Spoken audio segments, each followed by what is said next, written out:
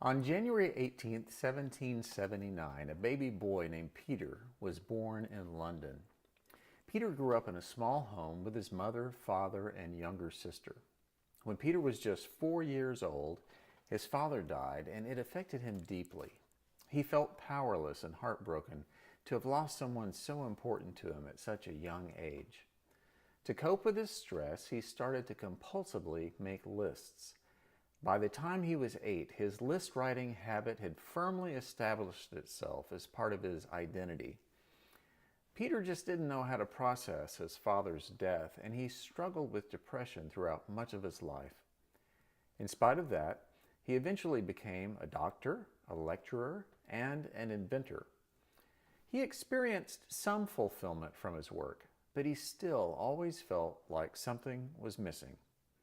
He had the nagging sense that he had never lived up to his full potential, and his episodes of depression continued. He retired when he was 61 years old, and he decided to cope with his depression by fully engaging in his passion for creating lists. For the next 10 years, he worked tirelessly, compiling a list of words he felt compelled to gather. And at the age of 73, he published Roget's Thesaurus of English Words and Phrases, and he continued to make revisions to it until he died in 1869. So, at the age of 61, he started on what would become his life's major work, the thing he's best remembered for, a book many of us used all the way through high school and college, a book that is still a bestseller, and he continued to work on it into his 90s. There are plenty of stories like Peter Roget, stories about potential and how it's worked out, like how Michael Jordan didn't make his high school basketball team, like how Bill Gates dropped out of college, and like how Abram in the Bible became the father of a multitude. One of the greatest fears any of us can ever have is the fear that we're not living the life we're intended to live, the life we were born to live. It's bound up in the belief that every life is filled with so much potential. That's why whenever we hear about the death of a young person, someone, a parent or a friend, will usually say that a big part of their grief is that young person's potential has been taken away. So, potential is something we all believe in. It's something we mourn when we feel it's been lost in someone else, and it's something we wonder about ourselves. Have I lived up to, and am I living up to, all of my potential? Now, a lot of people look at the Bible as a big book full of rules and old, dusty stories, but I think of it as a treasure trove, full of tales that get very deep into our most profound questions, like, who am I? Why am I here?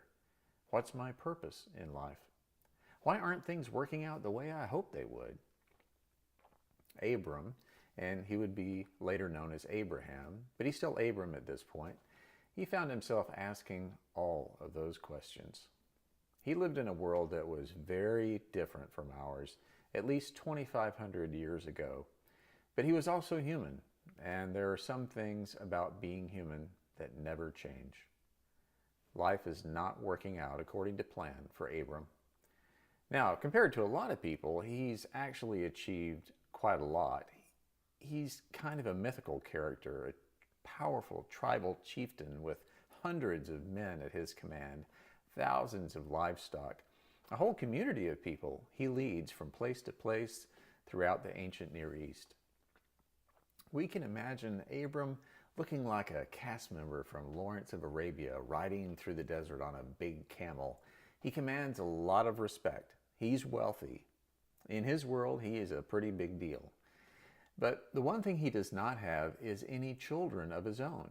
And in that world, no matter how powerful or how wealthy you were, without offspring, you were nothing. You literally had no future, no one to carry your life or your name forward, no potential. But Abram had something else. Years earlier, he had had a strange spiritual encounter. It was with a God who made some outlandish promises, the promises of land and, most importantly, the promise of children. This was a world where many gods were believed in by different kinds of people, but no other God had ever approached Abram like that. No other God took a personal interest in him. No other God had ever said, "Through you, all people will know about me, and they will know that they are loved." Sounded good, but Abram must have had his doubts. That strange encounter had happened so long ago, and the promises that God had made must have not only seemed distant, they must have felt cruel. To promise him so much, and yet life still marched along day after day, and so far there was no land, no children, and time was running out. No one lives forever, Abram knew. At times he must have wondered if he'd been a fool to believe in this God of big promises, this God who claimed your potential is unlimited when the world says otherwise. So we arrive at a place in Abram's story when he's at a low point, when he must be asking himself, where is this potential I've been told is within me? And without warning, the God of big promises comes to him again. He comes right into Abram's tent in the middle of the night, making even more promises this time. Don't worry, God says, I will always protect you. But Abram's not interested in anyone else's protection. Abram pours out his anguish. What about it, God? I left home years ago to follow your lead. I've kept my end of the bargain. But here I am. I have a lot of stuff, yes. But you know and I know, none of this stuff really matters. I'm incomplete. I'm not the person you promised I would be. What's up with that? Should I just curl up in a ball and die? That's when God says, okay, step outside with me and let's look up at the night sky together. See all those stars? Try to count them. Go ahead. So shall your descendants be. And just like that, just by hearing those words of promise again, simply by gazing up at the blanket of stars in the dark desert sky, and by starting to count them, Abram's fear and frustration evaporate. He believes again in that crazy promise. By numbering the stars, he believes in his own potential. So is that how it works? Is that how we get our potential reawakened? Well, first of all, it's almost impossible to number the stars within you when you're struggling with fear. The fear of not being good enough, or smart enough, attractive enough, capable enough, simply enough.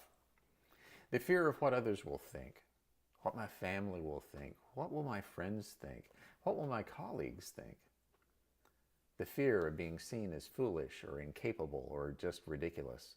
We let those predictable fears get in the way of growing into what matters most to us, what we know we are meant to do.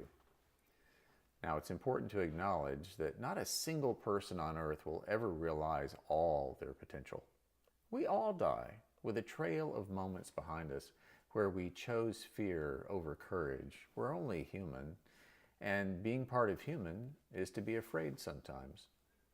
So the challenge is to narrow that gap between our potential life and our actual life, and that begins by numbering the stars. Or literally, by simply making a list, like our old friend Peter Roget. Really.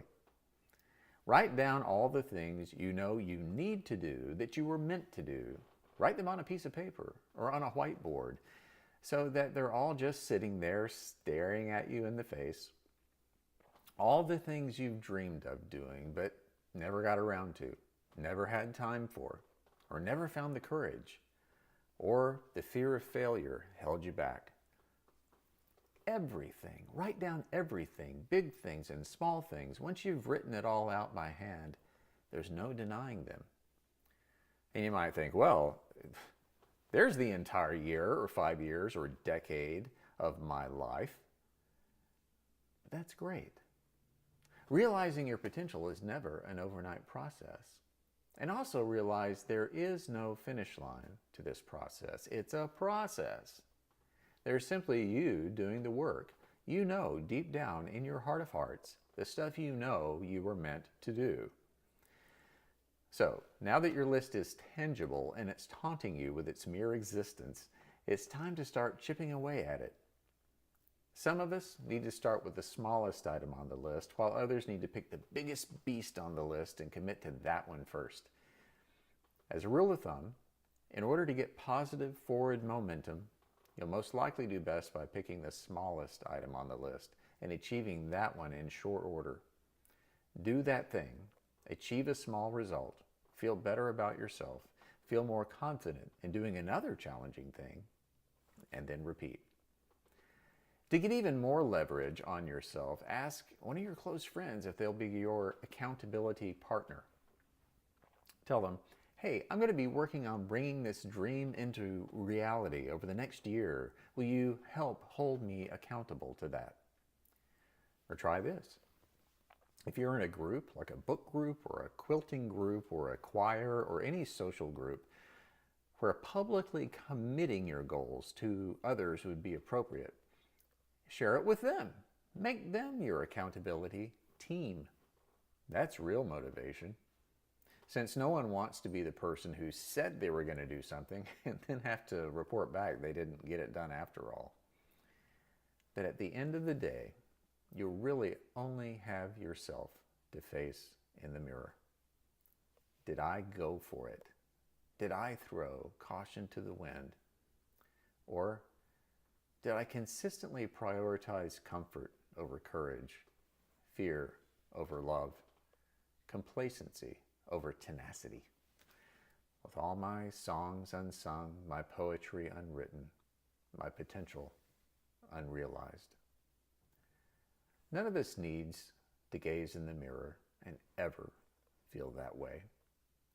Because the God who created us and the God we follow is a God of amazing promises. Promises of a life of wholeness and peace, a life of real, loving relationships, a life that's filled with courage and the joy of being alive.